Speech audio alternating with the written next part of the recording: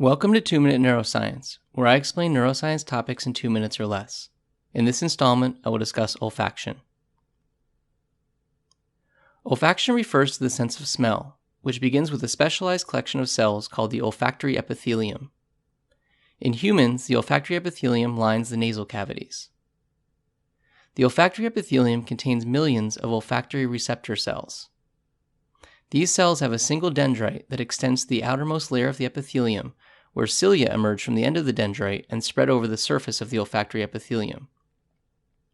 When odorants enter the nasal cavity due to inhalation or by rising from the mouth during the chewing of food, they stimulate receptors on the cilia, depolarizing the olfactory receptor cells and initiating action potentials that travel down the axon of the receptor cell into an adjacent structure called the olfactory bulb. These axons that travel from the olfactory epithelium to the olfactory bulb together make up the first cranial nerve.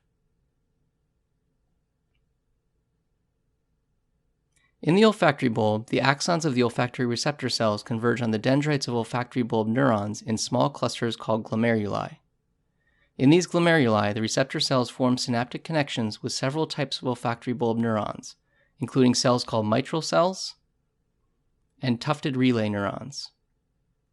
Both of these cells project into the olfactory tract, a bundle of fibers that carries olfactory information to the olfactory cortex, where most olfactory processing occurs.